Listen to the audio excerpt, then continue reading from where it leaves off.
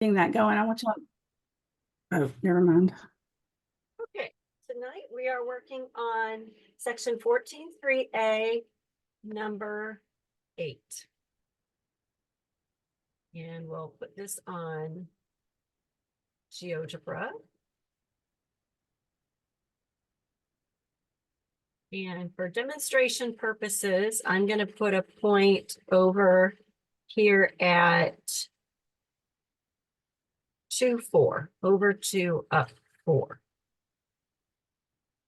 Explain why in a coordinate system, a dilation with center at the origin and scale factor r greater than 0 is given by r times x, comma, r times y. So if we look here at the ordered pair, we have 2, 4. Now, if I want to dilate this,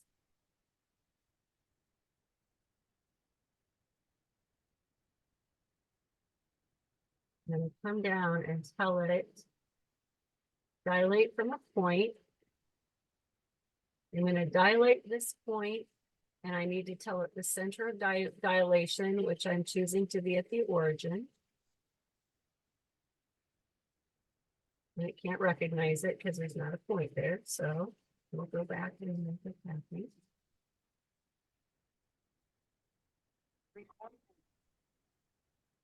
Okay, so dilate from a point. We'll click on point A that we're going to dilate. And we're going to tell it the center of dilation, point B. And we need to tell it a scale factor now. So I'll just do it times 2. So where do you expect that point to land if we dilate it with a scale factor of times 2? 4, 8. 4, 8. Why do you think that the new coordinates will be over 4 up 8? Guess you're multiplying them by 2. Okay, our scale factor is times 2. So we're predicting that both the x coordinate and the y component, the x component and the y component, are going to be doubled. Let's just check that and see what happens. And that is correct. It landed at 4, 8. So do you see how each coordinate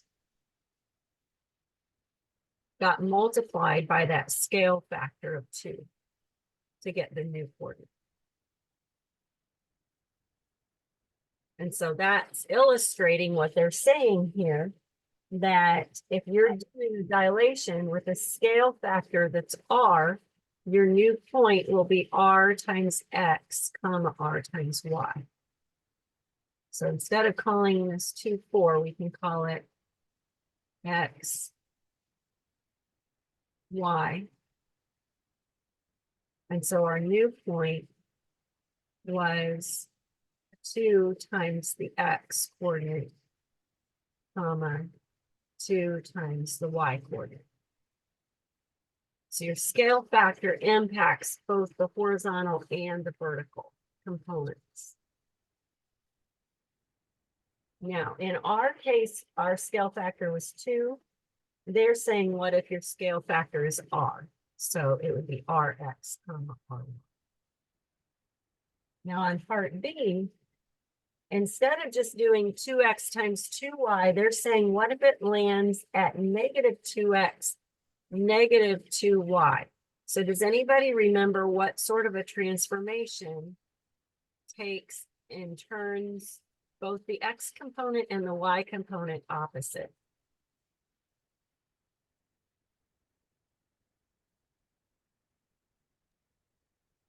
Can you ask that one more time? I'm sorry. Do you remember what kind of transformation took both your x component and your y component and made them opposite? What kind of a rotation? Your reflection? It would have been a rotation. A 180. Counter, yeah. 180 rotation. 180 rotation, or you could reflect across the x-axis and then across the y-axis, and it will be the exact same point with negatives in front of your coordinates. So let's just test that out. This time we'll do a 180-degree rotation.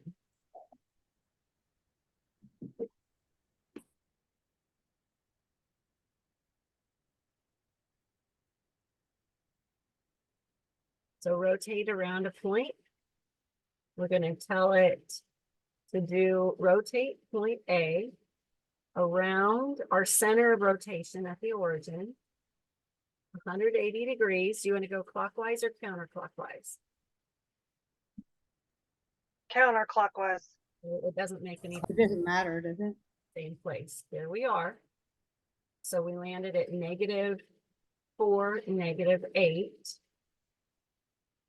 which in our problem, we had 2x, 2y. This is the opposite of 2x and the opposite of 2y. So we started at 2, 4. We doubled the x component and the y component and landed at 4, 8. And then under a 180-degree rotation around the origin, we ended at -4, -8.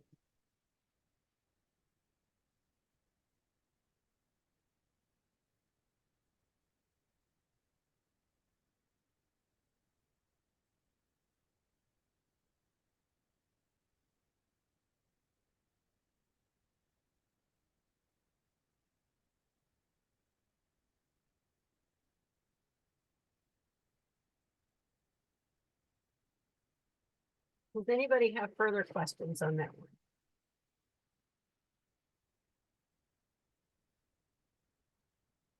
Thank you. It seemed a lot more complicated in my head than it does actually watching you do it. I think that's part of my problem is it gets in my head and then I can't figure it out. I think I, that, I think the confusing part though for me is like how to even start it, because like you knew, you were just like you just picked that arbitrary point for A at 2, 4, right? And yes, then so like for me, I'm like explaining a coordinate system, a dilation with center at the origin. So we know what the origin is, the scale factor. So R is going to represent what you put at 2, 4 would be any number just greater than 0, correct? yes. So the R I picked was ×2, a scale factor of ×2. But any scale factor that's positive would have worked. And in order to find the new point, you can just take that scale factor times each coordinate, the x coordinate and the y coordinate, and it will land you at the image. Okay, so that along the same line, does that kind of go with number 7 as well? How it would take it back to the original?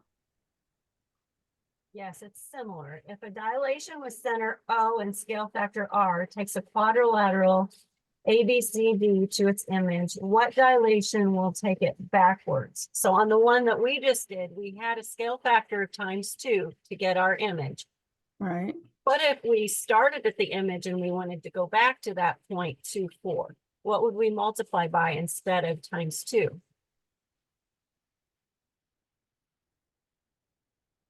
-2? A half. Whoever said that got Oh, a it. half. Okay. Yeah, I said I had.